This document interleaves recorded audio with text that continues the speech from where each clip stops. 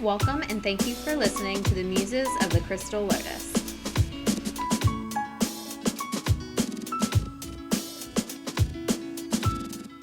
Hi, and welcome to another session of the Muses of the Crystal Lotus. Today we're going to be talking about a couple of things, and then we're going to get back into our diabetes conversation because November is Diabetes Month. So I am Shauna, owner of the store. I'm Tina, the Reiki Master. And I'm Stephanie, a holistic health coach. And Back to beans. I don't want to go back to beans. Okay, fine. We won't go back to beans. That was our previous discussion before getting started, so Yes. just in case you're wondering where that's coming from. Just wait for the blooper reels to come out. You'll see it. Yes, we're all singing the glories of beans. But, I mean, to be fair, beans are, since we're talking about diabetes awareness, now, beans are a Fiber. very rich source of fiber. As well as carbohydrates, which can raise your blood sugars. And proteins. They're pretty balanced. You know, the fiber, the starchy component, and the protein component. So technically, they are really beneficial for your heart. Yes, not beneficial for people with IBS because they're very gassy. They are gassy. You know, Or can be. did you know? Fun fact about cooking beans on how to reduce some of the gas. Okay, you tell me yours, I'll tell you mine. Okay. So there's a couple different things. One, soaking them, dry beans, overnight for 24 hours. And making Did sure that that anyway. you pour out the water Oh, yeah. and rinse them very, very well before you use them in cooking. Mm-hmm. That can help eliminate some of the gas properties. But the one that is kind of new to me that not a lot of people know about, and I've learned in my cooking classes with NUIH, was kombu. Kombu is a seaweed that is very high in glutamic acid, which is an amino acid, and it helps not only help reduce some of the phytic acid in the beans, which is the gas component, the gas-causing component. Bacteria like to eat it and causes the gas bubbles, but it also is a flavor enhancer, and so you get that nice, Salty taste? not really salty. It's more like an umami. It's that robust, rich, just flavor. Okay, I'll be honest, I have never done that. Really? No. One, I'm not exactly near the ocean. Well, I mean, you can get kombu at your local health food stores. You can, Healthy Life Market does carry it. I have never done that. The easiest way I've found is just take a plain old ordinary potato, Yeah, I've heard that too, but I've And not done that either. peel it like you would a cucumber for the decoration, leave some of the skin on it, but peel it, and just throw it in the pot while you're cooking them, and then take the potato out, and you don't have that gassy. Really? See, I've never heard that one, so that's I've awesome. heard of that one, but I've Have you? not done it. There's It another does one. That work. one, the seaweed, no, Just I've don't never leave the heard. potato in there. No. When they're done cooking, you take the potato out, you let it rest, let the beans rest for, maybe 10 or 15 minutes, and then you eat them. So what was yours? The overnight soaking Yeah. was one that my family always did. Now, I had someone tell me, I was having a conversation about kombu the other day, and someone told me baking soda. Baking soda, I don't know. I wouldn't know Tried about I've never heard that one either. But they said that it really works too. Well, Never red heard of wine that one. works too. Not necessarily with the beans, okay, but after or before. So you actually, since we're kind of still picking your brain a little bit about the real life implications of diabetes, type 2 diabetes. You got to experience my wonderful yellow-eyed peas the other That was day. the first time I've had those, but still, Oh, I thought they're my they were go-tos. they were actually a lot like and how they're done and everything like you would the pinto beans, Yeah. but they're not exactly like that. But no. it was really good. They have was a my first buttery time. flavor to them, I think. I liked it. How did the serving of the yellow-eyed peas? What did they do to your blood sugar? About the same as normal. Any time after you eat, you spike a little bit. Well, But yeah. you've got your insulin you take right either before or a lot of times me after because I forget. Then it'll go back down. And so, but it doesn't spike as high. Oh, it didn't go over the 200. So if you're comparing beans to, say, a cupcake. Oh my God. cupcake was shooting up right through the roof for me. Especially if you get the icing on the cupcakes that are next door, which is really good. So Those are the most awesome cupcakes I've ever tasted. Yes. Yes, And they are. shout out to the name of the cupcake company we're talking about is A Little Bit of Heaven. they're Little Bit of Heaven cupcakes. fantastic. They're our neighbors. Since we're talking about cupcakes, we might as well put There that plug in. is no better cupcake that I've ever tasted. Oh my God. I No, mean, they were those really things good. are addictive. They're so good. So if you're, and they have keto cupcakes too. Yes. So I if try you're to stay following, away like, from all of them, though. So shout out to A Little Bit of Heaven Cupcakes next door. Hi, Dan and Terry. If you I used guys, to say, guys, I love your cupcakes, but I really, really have been struggling to stay away from you guys, okay? so I mean, if you haven't checked them out already, even they're Old Main is happening. We're growing. They're definitely a spot that you want to go to check out. There's an ice cream That's store down Old the Main street that I've Plaza. not even been to. Old Main Street in St. Albans. That's Yes. right. So the beans didn't spike you up too much, and that's good they because I didn't. mean it's the fiber content in the beans that helps prevent that. Yes, they have the starchy component to it, but the fiber content in them is what helps keep the blood sugar from spiking. Mm-hmm. And then you get a good source of protein, which a lot of vegetarians and vegans that don't eat meat products They will can eat have that, beans right, to to get help the with their protein. protein intake. Yeah. Yeah. So good. I'm glad you liked my beans. They were Those very were good. those are I call those my What's mama even beans. better is I didn't fix them. She did. Yay! you Somebody came else in- cooked it, but I reaped the benefits of it. You know, literally came in for like 30 minutes. I didn't And even you know if went I was to here the that kitchen long. and you said, "I'm taking some cornbread." Yes, I found a pan of cornbread on there.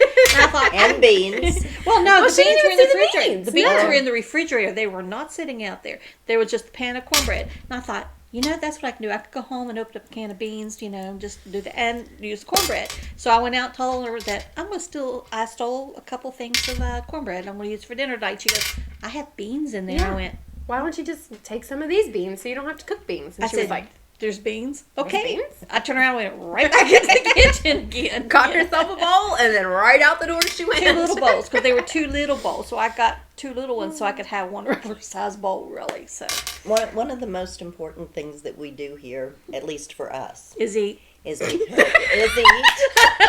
I'm sorry, but it's true. We're gonna Stephanie have food is an talk. amazing chef, and she cooks a lot of very healthy food for us. Yeah, especially since a lot less that We doesn't get to spike benefit my from all diabetes. of the knowledge. So We didn't have any gourmet meals this week. Well, we didn't need any considering we ate last week on gourmet meals all week. We did, and we had tons of leftovers. So this week was like pulling out the leftovers and eating what we had so that none of them went to waste. I've got Yeah. this thing about food waste. It drives me crazy. oh, me not too. just food waste, but I like leftovers, which is good. But I know so many people who will not eat leftovers. yes. I'm like, why do you make so much of it then? Yep. Seriously. If you don't want leftovers, give it to me. I'd be happy to take your leftovers. Leftovers. Yeah. Well, Less see, time I have here's- to cook. I've been trying to. No, that's one thing with my diabetes. I have been trying to stay away from the drive-throughs. Used to be that was a big staple for me because the way I worked. I would leave at 5 o'clock in the morning to go to work. I'd get home after 5 o'clock in the evenings. And usually by the time I go through that I don't feel like cooking when I get home. So it's easy for me to go through a drive-through. But since I've really been trying to stick with everything, and I'm clinking my bracelet on the glass here. Let's move that off the table so that won't happen anymore. But I have found that I have really been trying to cook for myself, and I'm doing better when I cook for myself because I don't eat as much bread. Anywhere you go through the drive-thru, you always have bread, and bread, unfortunately, is one of my carb things that I can't eat too much of. So if I do get bread, I get wheat bread or some whole grain or something like that type bread, and I don't eat as much of it. Which is good because whole grain, anything, has more vitamin content to it than white bread. What are some of the beneficial vitamins for people who have Me. diabetes? Oh, okay. So, I'm not going to get into... No, don't get into a lecture. Just All right. So, if I start getting a little, like, over the top, bring me down. Okay. Berberine. Well, And it's a supplement. It's not a vitamin. we'll talk about that in a minute. She's the one So- who told me about that anyway. Go ahead. Essentials for blood sugar. If you think about when we eat food, our blood sugar has to break down from glucose into energy, pretty much. That's the pathway, glucose to energy, okay? And there are enzymes, multiple enzymes along the pathway that is in charge of each step, breaking down the sugar, the glucose, into what it needs, okay? Each enzyme and step in the pathway requires nutrients. Okay, and this is a critical component here to blood glucose levels, okay? We need magnesium. That is a rate limiting nutrient. What that means You is see, you go. That means I'm taking it. what rate limiting nutrient means is if you don't have adequate magnesium in your body, you do not do that step of breaking down glucose into energy. Okay. So magnesium is absolutely critical. Other critical nutrients include B1, B2, B3, B5, They're all in my multivitamin. B6. She's like, I take all of these. Can you They're all take in my a multivitamin, which is a natural complex food. B vitamins Yes. mix that has all of those in it? Yeah. Or Yeah. do you need them individually? Like I No. said, my whole food vitamin that I take has every single one of those in there. It's- Plus, I take an additional B12. It's controversial as to whether or not a B complex or a multivitamin has enough of each individual component to do the job. Okay, so there are, and this is topics that's up for debate. So what I say is not gospel. For instance, there is a theory right now that if you don't have enough nutrients for one specific pathway, your body will pull that nutrient that it needs from other locations and use it for the most critical pathway that you're experiencing at this moment, right? So over a long duration of time, if you're nutrient deficient and your body is constantly pulling from somewhere else to do the most critical to life pathway, then that can increase the risk of an adverse effect from over here that nutrient's being pulled from that you still need, but it's not the critical pathway that you're needing it for right now. So a lot of the vitamin Pregnant talk... women do that as well, by the way. Pregnant women do that as well. A lot of the vitamin talk in regards to multivitamins and B complexes are the RDAs, the recommended daily allowance that's set by our government and health medical officials. Are those what we need? Is that the absolute, this is how much we need of B1 or B2 to get through our day? I would think Not that would necessarily. depend on the individual. Exactly, that's what I was getting ready to say. Different groups, whether it's cultural or ethnic or whatever, eat differently. And then you have the whole keto and vegan communities. Exactly. So I don't think that you can actually follow that scale anymore. Well, the thing it is, Especially though, since they so do many as a people- generic individual. The- They pick a generic person that they list all these through. And there's also the cultural group Right. that lives on fast food. So, you have to... I don't think that those guidelines are particularly good anymore. And so No. that And I varies. just realized that if we sat on our hands, there would be no conversation. Isn't that the truth? I've always talked with my I think we've hands. all got a little Italian somewhere. So I'm just kidding. Hey, I don't know, but you never can tell. was that a short joke? Well, we That's are what my short. mom always told me, is because I always talk with my hands. So mom always said that's the Italian thing, and But they my always talk with their Italian, hands. But according sorry. to my DNA, is very small, though. Anyways, We digress. I'm sorry. Anyways, so but that's the controversy is multivitamins, B complexes that have a bunch of different vitamins in it, and they just throw them in with the RDAs, etc. Are you getting enough? Is the recommended daily allowance what your body needs per se? Do they even put the RDA of these nutrients in some of them? Because multivitamins, I'm sure everybody's seen a multivitamin. They're horse pills. Yeah. The magnesium molecule itself is like, from a microscopic level, the magnesium molecule is huge. So in order to put a decent amount of magnesium into a multivitamin, it's going to be huge along with everything else. My whole food vitamin, though, is much higher than the recommended daily allowance. Yeah. It's much greater, and that's why I take that. But there's something else to consider. If you're constantly taking in glucose, okay, Unfortunately. and you're constantly having to break down glucose into energy, your need for some of those vitamins are going to increase because you're constantly having to break it down. And so if you're only taking a standard amount and you're not eating magnesium-rich foods, for example, then do you have enough magnesium to break down the large influx of glucose that you have just consumed? Excuse me. So there's a lot to consider there. Okay, so along with the magnesium and the B complex, B12, The B vitamins, all of B the B vitamins, vitamins. zinc is important too, Zinc, because diabetes tends to cause immune deficiencies. oxidative stress and inflammation is what can cause a decreased immune system. Because when you're in a chronic state of inflammation, which is an immune response, your body is going to be heightened already. Your immune system is going to be heightened in trying to reduce that inflammation.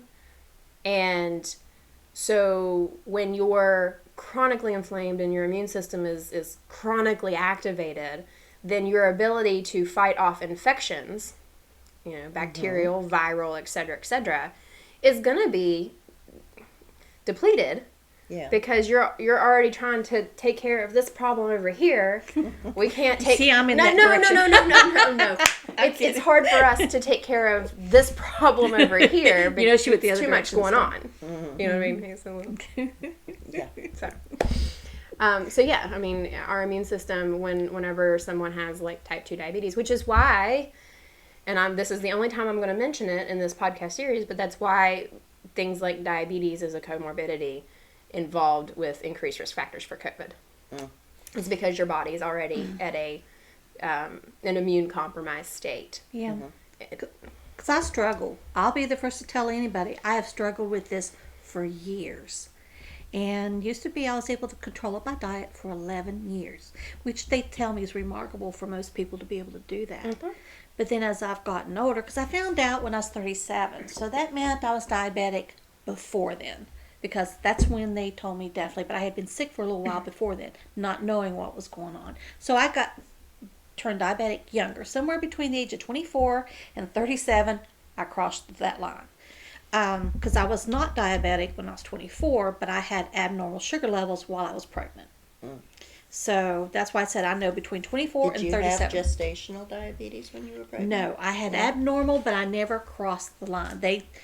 They got, instead of taking the little sample, let's just take a little thing here and let's check, they automatically started scheduling me for the 4-hour glucose tolerance test every single month. So I'd be bruised from here, massive bruises. And I bruise like that too when they have to take blood. Yeah, especially when they have to take so many. They would take one here, and the here and here, and I'd be so bruised like this, both. They would take the next one out of my arm, down here on my wrist, because they had to take 5. Yeah, see that one pops up real good though, so they like to go right there. But my hands, I don't like the veins needles. are great, but right in here, Not no. a fan. And I actually had one of the nurses that was taking it one day looked at me and goes, "Oh, you're going to have so much fun when you get older." I'm like, "Thanks. Thank you for that," because I had gone and I remember I had went to a outpatient clinic, to get blood work done and at a blood lab. And I walked in and I was sitting there. She come in, she looked at me, she goes, "I don't remember your name." She goes, "But we remember a hard stick like you." I'm like, "Oh, geez, thanks, guys." Well, that's a heck of a way to be remembered. Right? Hard stick. I hadn't been there for over a year. She said, "I remember you. I don't remember your name, but I remember you're a hard stick." I'm like, yeah, yay. Well, I think there's several phlebotomists over at the hospital that probably think the same thing about me. I got to where they call people in to do it. Yeah. Because they look and go, no. There was a young lady, and forgive me, I don't remember the name, but over at my doctor's office, They probably don't need to know the name. that, well, my doctor's office is gone now, but she could take 2 or 3 of those vials of blood that quick, and you never even know she stuck you. It got She to where was they, really good. they would either take butterfly needles or pediatric needles to get blood out of me at some points. That's pretty bad. I'm a passer outer. Yeah. I can't I'm look. She'd I lay just do my this. arm up on a pillow. She'd go, okay, you're going to get a pinch up here, and she'd put that thing on. And I always turned my head. I because can't look. I can't watch. And the next thing, I'm like, okay, preparing myself for that. Oh my gosh. And she'd say, I'm done. Huh? What's really Slap that funny, cotton ball on there. one time not too long ago, I had a lady who tied off this arm because I have Freestyle Libre on my arm. This week it's here. Next week, in 2 weeks, it'll be here. So I trade out. So they didn't want to do it on the same arm, so did it over here, and she was finally, and I'm holding that, and I finally looked at her and said, my hand's going numb. I mean, she's like, oh my gosh, I'm sorry. She tied that. She goes, let me go get somebody. I mean, I'm sitting there going, and she was just feeling around. She goes, I can't, and just kept looking, and I finally said, my hand is going numb. And it was. I was like, oh my gosh, it was tied off, and it was like, yeah, get the feeling back in there. So, Nope, I'm a passer outer every time. I don't like it. Generally, I'll go in at this point after passing out a couple different times getting blood work. I'll just go in and be like, listen, I'm a wimp. I'm a passer outer, and so then we'll start conversation. And when we start talking, then I calm myself down. I think I pass out because of the workup, I get myself too stressed out about it. Except for the one time that I was in the hospital for a cyst. And it was terrible pain. And the one girl was training, bless her heart. She even told me she was training. She could not find my vein. But instead of pulling out of my arm, she went fishing for it. oh no. And no. David was with me. And I was like, No. I said, I'm going to pass out. This hurts. I'm going to pass out. And David's like looking at me like, well, what am I supposed to tell her to stop? The next thing I was out. Just like that. And it was. No, you don't do that. That's why I chose nutrition and health coaching, is because it's totally a non-invasive field.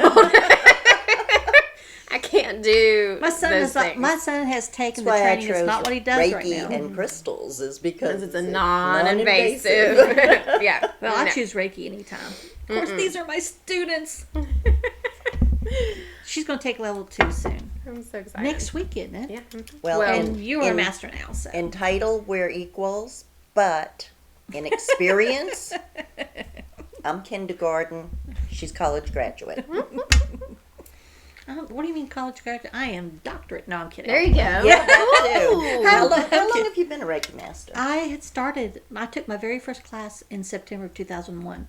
And I became a master on, and this is easy for me to remember because it's 4/4 of 04. April the 4th of 2004. Well, there's those repeating numbers again. Magic Exactly. numbers.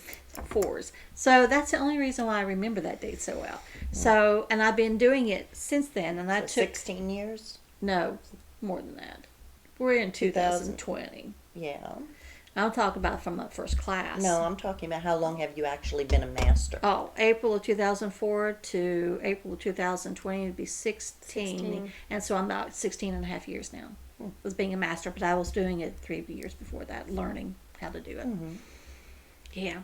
Well, I guess I've been lying to everybody because I thought she'd been a master for about 18. Well, I've been a Reiki participant, Practitioner. yes, for 19 years. But I've been a master for For 16. 16. Okay. So It's just curious. can I call you Master Tina? Oh, quite. Please, don't forget to kneel when you do it. Bow. Well, at least. I'm No, a Doctor kidding. Strange. I'm a Doctor Strange person. I'm just kidding. You know, Please, So- no one do so that you see to me. where this puts me. Master Strange. Okay. Master We have Master Tina. Master Tina, Dr. Stevie, Soon to be. soon to be Dr. Stevie, Director Jeannie. And your Master, Jason. Hi, honey. and you. I'm just kidding when I say that. Please, no one do that to And me. you I keep will us die. all in line.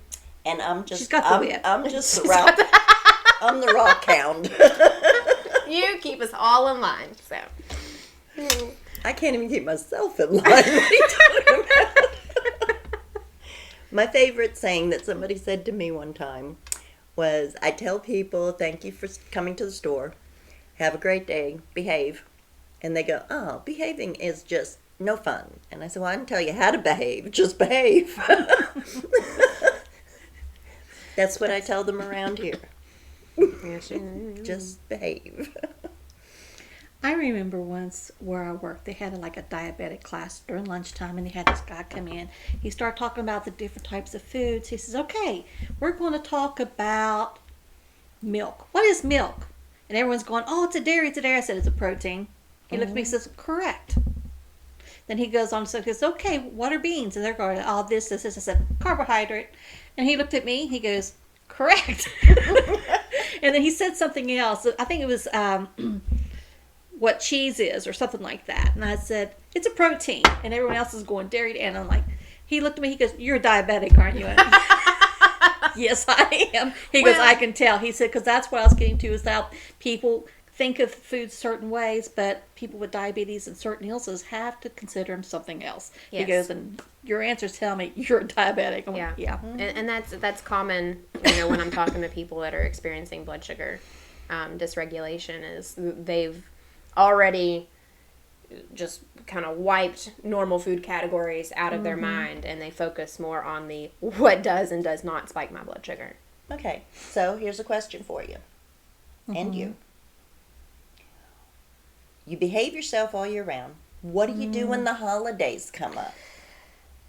Last year I just went off the wagon. I'll be honest. But this year I'm going to really, really try, because it's important for me because I don't want to get sick and have something happen to leave, okay? That's an easier way for me to put it than most people deal with. And, because it can spike up so high that you can be hospitalized and go into a diabetic coma and such as like that. Ketoacidosis. And all kinds of things. And that's why, and I admit it's a totally different thing, but that's why I have a fear of keto diets, is because I know that as a diabetic, keto is not a good thing for me. And that's just the way my mind thinks with diabetes, with that. So it's supposed to be a totally different thing, but my mind still associates that word. Okay? Mm-hmm. And that's why I have that little bit of a fear. And that's my personal. Doesn't mean that's what's going to happen. But just like extreme low sugars, you have to have so much sugar within your body to function. Your brain runs on sugar. So if your sugar bombs out, which mine did once, don't recommend that for anybody. When they say that, I had always read that, you would hear people say they would hear a train. They're absolutely correct, because I heard a train that roar, and I felt it go up the back of my spine, across the top of my head, and my eyes went down to pinpoints to total black. I thought I shut my eyes. But you know how the old movie screens where that's how they used to start, as they start in the middle and come back out. When I woke up, that's what it was like. And then when they close, so I thought I had shut my eyes. And when I opened my eyes, though, everything had changed. The girl who was sitting at the computer in front of me here, she was standing over here with her hands up to her face like this and crying. And her boyfriend, and the dog who had been in the back of the house, all of a sudden he was sitting here, kneeling in front of me, holding my hands, and the dog was like right here. Because your breath changes. You get more of a fruity smell when you have that, when your sugar's acting up. Mm-hmm. And the dog was like right here. He was a big black lab, big baby dog, but he was like right here trying to lick my face. And he's going, "Are you okay?" And I said, "Yeah, I'm fine." And he goes, "No, you're not." And she was just bawling. And they told me later, though I would describe it as, I just felt like I just closed my eyes and then opened them up, and I thought it was immediate.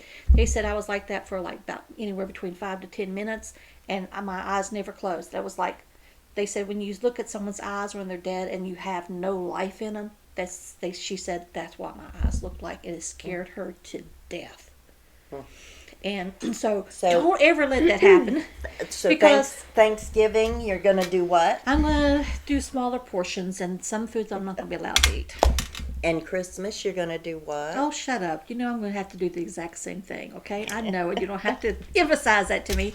I know it because I know it's very important for me at this time of my life. Last year we worried about you a lot. I don't want to have to do that. Well, So this year it's very important for me. I have to make sure I stay around. for clarification on some things, one of the things that you said is that you do have to have sugar. Period. I mean that's It's part of biology. it's how your bodily functions. Right. Yes. It Your can go brain too especially. high. It can go too low, etc. If you go too low, But that your part brain right there. cells can die. That part right there, though, as I really want to touch upon. Yes, your brain uses sugar for energy, but your brain uses fat for energy as well. Right. And actually, when it comes to neurological disorders, Alzheimer's, epilepsy, those kind of things, they prefer the therapeutic diet plan for those types of patients are keto and high-fat diets because your brain will pick up that fat and use it for energy. Now, when you've got sugar, and this is not a diabetic conversation at this point. We're talking about we're going to switch gears to keto, and keto from a non-diabetic perspective. Okay. Which is not bad for people. It's just for me. When your That's psychological. when your body has To a point. X amount of blood sugar in your bloodstream, then you're not going to be using fats for energy. Because you've got blood sugar. There's no point in using fats for energy if you're going to be able to easily use glucose for energy. When you lower your glucose levels to a certain extent, your body's going to say, hey, I still need energy. This is, not going to work. So your body uses fat instead and makes ketones and ketone bodies. Okay. So when you're in the state of ketosis, then your brain can switch from using sugar for energy to fats for energy.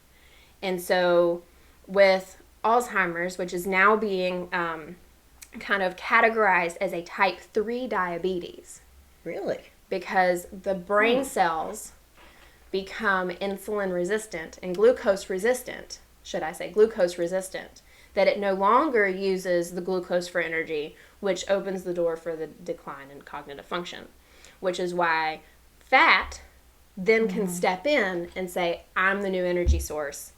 You can use me instead. And your brain, being 70% fat anyways, almost prefers fat to sugar. Wow. And so that's why the high-fat diets work better for those neurological disorders like Alzheimer's and epilepsy and Parkinson's? Is that... Parkinson's, MS, the things that start the root up in the brain. Yes. Now, when it comes to someone with diabetes, that's a finer line that you really have to be careful of. Oh, yeah. So I just wanted to clarify that I made your the brain statement doesn't because I'm a diabetic, I'm looking at always it from that way. So. use sugar for energy. There is the alternative. When you're, trying to make lifestyle changes and dietary changes, disclaimer, make sure you listen to the disclaimer at the end of this. We're not giving you medical advice whatsoever. No. Please run through all of the changes that you wish to make with your primary care physician before doing they so. Know you. Supplements, food, etc., etc. This is all just educational purposes only, okay? What was I saying? That fine line. Okay. So when you're experiencing type 2 diabetes, okay, and you change your diet, and you add supplements. She needs some fat. And I'm out of coffee. when you change your diet and when you change your lifestyle, your exercise routine, your physical activity, and you start adding in things like magnesium or ALA, that the herbs and stuff that have been associated with lowering blood glucose levels. There's one key factor that really needs to be adjusted, and that's the medication routine that your doctor has you on for your current state of blood sugar. Because then, if you're not taking in the amount of blood sugar or sugar and carbohydrates that you were, that spikes you up, and now you're going more of a level playing field, but you're still taking the medication from when you were up here, what's going to happen? You're going to bottom out. It's not fun, let me tell you. Like I said, after I come out of it, I was sick for a while. So, everyone needs to make sure that they're having the conversation. When they go down the road of health and wellness, I want to make these changes. I want to eat better. I want to exercise. I want to balance my blood sugar. They need to have the conversation with their doctor at this point. What is my game plan for my medications as I go down this path? Because that is a modifiable factor that plays a role in where your blood sugars are. Lifestyle and everything else is a modifiable factor. Medications are too. And that's something that, I have run into with people in conversation. I'm making these changes. I'm going this route. I had a blood sugar drop. What do you mean? Well, I dropped to 40. Oh, no. You Trust need me, to start you talking don't. to your doctor. Yeah, because I had to, because since I really, in the last few months, have been really trying to walk that line, trying to be careful about that, my blood sugars overnight have been dropping to the 50s. And that is scary because, if I'm asleep, I think that's what's been waking me up in the middle of the night a lot of times, is because my body feels the sugar drop and it's forcing me awake. Because it was doing it, because I'm not used to that really, because my sugar was always more high. But then when I started really trying to do what I'm supposed to do, eating like I should, down it went. So it got to, especially when I made a mistake one night on taking fast-acting instead of my slow-acting insulin. Yeah, I know, which I'm not going to go into that anymore. But that was the one time. But other than that, I've dropped into it. It gives you a wake-up call to know you got to pay attention. So, one of the tips that I have for But I Thanksgiving. wanted them to know that wasn't the only time that I did that. I mean, that's only one time I did that. Everything else has been because of my eating habits and the medication I've been taking regularly. It has been dropping it low. So one of the tips that I have for Thanksgiving is, because I really don't like the conversation of restriction and diets and food rules and all of those things, because the moment that I tell you can't have a cupcake, you're going to go out there and you're going to go get one. You know what I mean? So what the conversation that we should be having is, are you listening to your body? Okay? Guys, Thanksgiving, come on, let's be real. We go in there, we see the spread of food, and you want a little bit of everything, but you end up getting a lot of everything, right? And so you pile on your plate, and you sit there and you eat, and then you're like distended and you're full and you're so tired because you just ate so much. And then they break out the pie within 15 minutes after you finished your dinner plate, and you're not going to turn that down. So you're going to force yourself to eat pie or cake or whatever it is. You're going to force yourself to eat that on top of the fact that you're already feeling full and miserable, and you're completely ignoring all body cues. Okay, another thing. You may say, oh, I'm going to take a little bit of this. I can have this because it's not a lot. I can take a little bit of that, a little bit of that. But when you're done, you got a plate about this big. It's got about that deep. Right. That's all counted together, not on the individual pieces. So what we need to really start doing, okay, and this is the best kind of analogy or scenario that I can explain it to people a lot better. You have to pee. What do? You go pee. You're thirsty. What do? You get a drink. When you're full and you're stuffed, but you see dessert come out, what do?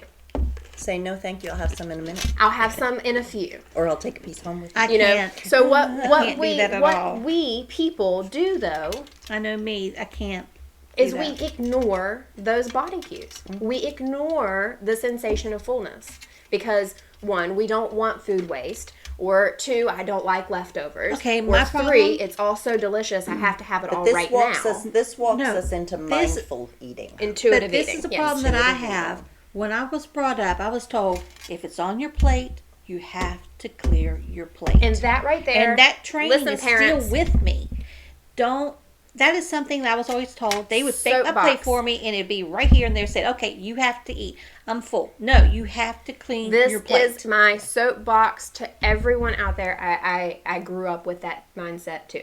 Okay. I think everybody did, because we live in a world where if you're leaving food on your plate, there is somebody across the world who has absolutely How many times none. have I heard that that's one? that's very true. Okay, You know, and then so and you then have our to eat parents, for example, grew up through time periods like the Great Depression, and Yes. food was scarce, and they've are had times their that own they didn't situations have in which anything. there's all kinds of things as to reasons, antecedents, the before things as to why we get in the mindset of why we have to clear our plate.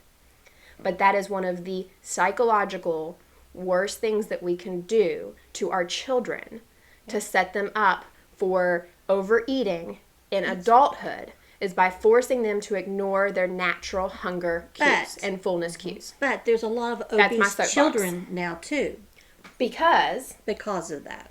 and food choices and lifestyle and video games and I'm all that just stuff. saying, But and children and the obesity fact is that a we problem as live well. in a fast food world. This You know, and it's more convenient for busy people who work all day, and they're And I was tired, guilty of or that. they've had a nasty day, or they just Not saying I don't do it every Yeah. once a blue moon. Mm-hmm. Now, I mean, I know the we're kids are going to be human, starving. and that's okay. Hubby's going to be starving, so you stop and you get a bucket, or you get a Right. burger, or you get. or you have know. to. In my case, I don't like to eat after 8 o'clock at night, because the later I eat, that means that's how much sooner am I going to go to bed. I'll go to bed full and stuff like that, and I don't have a way of working that off, and my blood sugars don't do well with that. So I have to eat anywhere between 7 and 8 at the latest, and not eat after that. I used to do that until I opened a business, and now, if I get home at 11 o'clock, I eat dinner at 11 o'clock. So a lot of times if I'm going home after, say, I've been here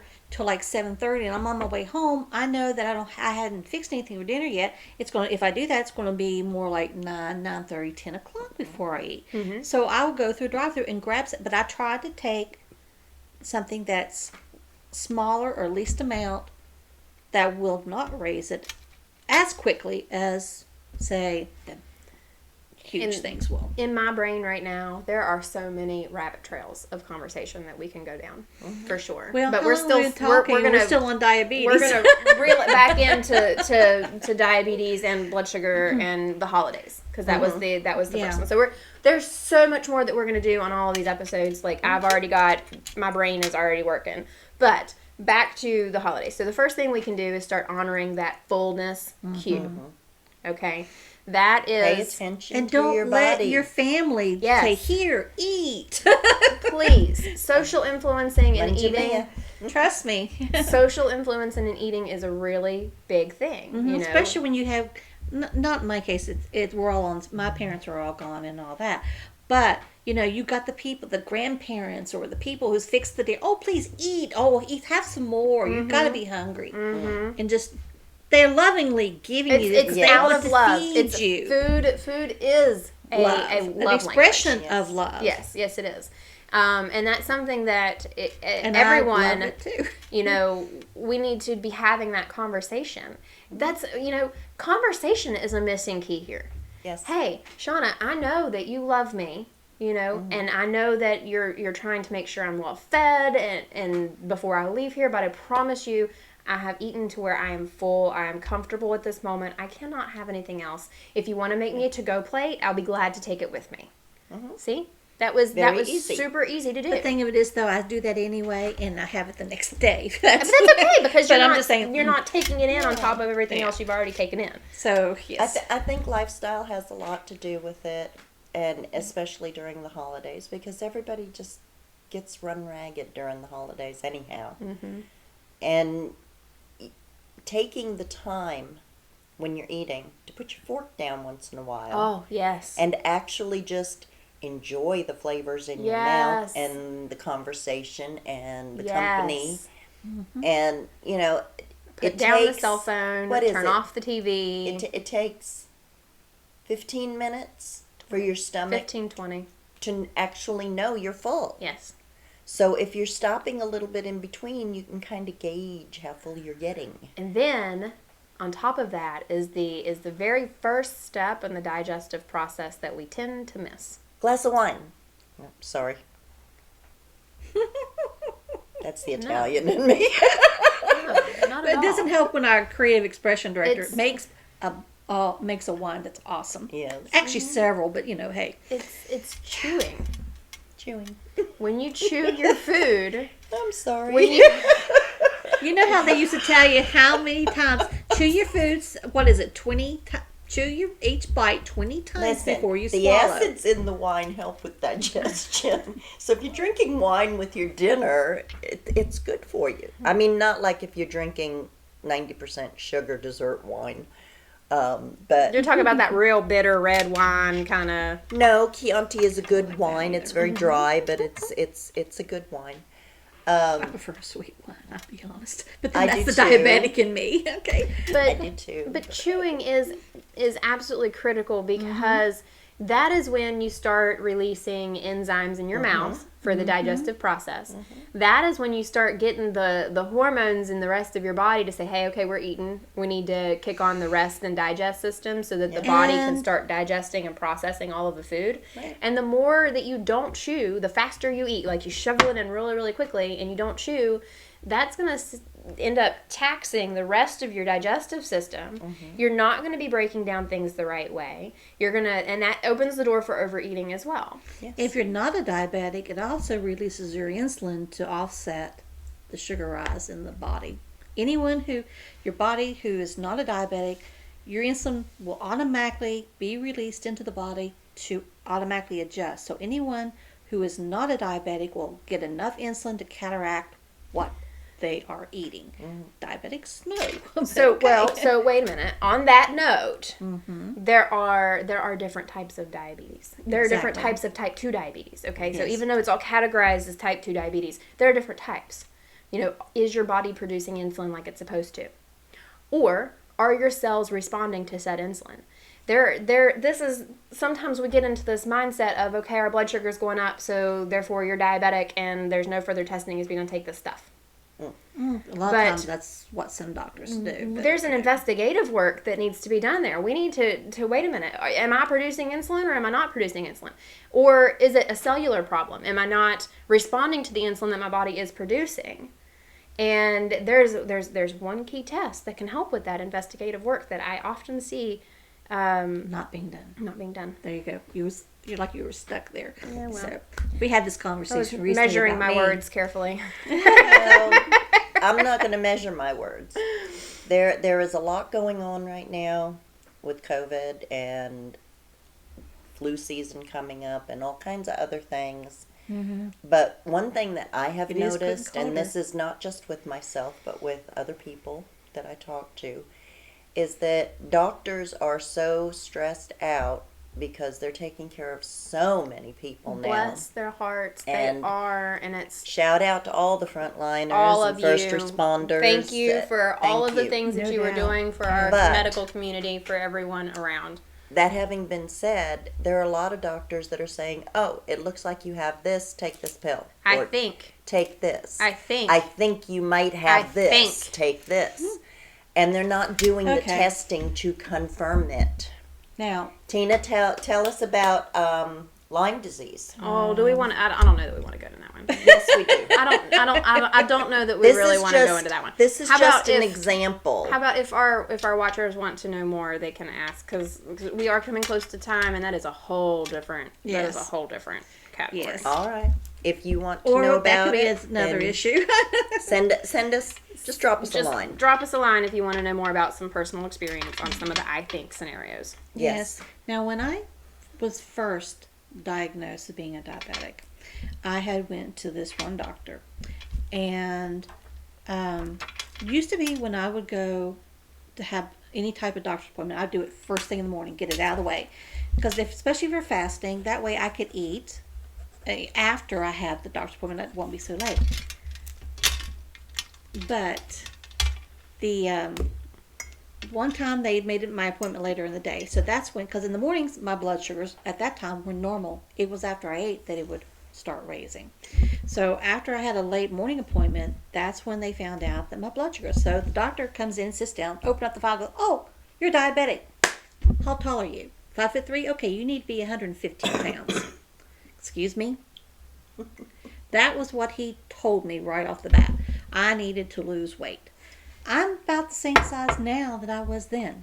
I'm sorry, but see this? That's what I would look like at 115 pounds. Body shaming. Oh my God. gosh. That on top of, but I because can't even. We're not even gonna get on the body let's not shaming. go there. But my point is That's another one. If you want to know incidences with body shaming, then Oh, we're gonna have a drop us whole line. episode on intuitive eating and health at every size, Yes. and that's gonna be a whole different thing because I cannot stand But a like I body said, shamer.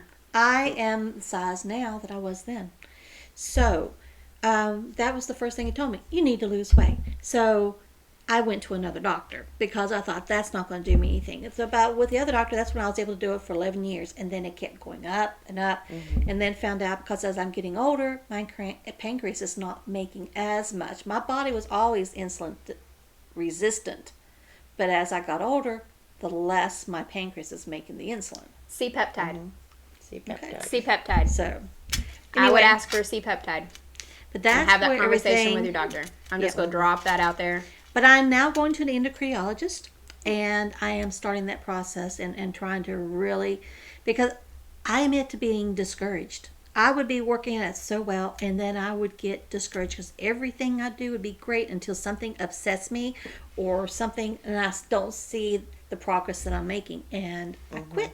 And that would send me into more problems. So I'm really now back to it and saying, okay, so I'm human. It is very easy to get discouraged. Yep. Yep. Well, we've had a wonderful conversation today, Yes. and Sorry it about looks that. like we're going to have more to talk about next time in regards to this topic, because this topic can go on and on for sure. And depending on the day that this comes out, I want to wish everybody a wonderful gobble and groan. Yeah, I had to be never very That's what we good on do. my gobble and groan this year. Take But care of intuitive yourselves. eatingly, we 'Cause you can, we get can more than take one. away some of that groan if, we're Yes. careful. Yeah, So. because even though, Thanksgiving's once, but usually you have like several places you have to go through during this holiday season. So you could have up to 3 to 4 to 5 different Thanksgiving dinners. We'll have more So tips please be and careful tricks with for that. holiday season, how to have a satisfactory and wonderful, healthy holiday season coming up on the next one. How's that? Okay. All right, guys. So And thank keep you the for plop plop fizz fizz handy. thank you for joining us. And if October candy, keep it away. if you want more information, you can visit us at our website, www.clswv.com. Check us out on Facebook at the Crystal Lotus Shop and on Instagram at CLSWV. We thank you for watching and stay tuned for the next one. Take I'm care. Shauna. Bye. Bye. Hello. Bye. Thank you for listening to the Muses of the Crystal Lotus. I hope you enjoyed today's episode. Just a reminder that this podcast is for educational purposes only. This podcast is not a substitute for professional care by a doctor or other qualified medical professionals. By listening to this podcast, you agree not to use this podcast as medical advice to treat any medical condition in either yourself or others. Consult your physician for any medical issues that you may be having. This entire disclaimer also applies to any guests or contributors to the podcast. Under no circumstances shall the Crystal Lotus Shop, any guests or contributors to the podcast, be responsible for damages arising from use of this podcast. Until next time, healthy blessings.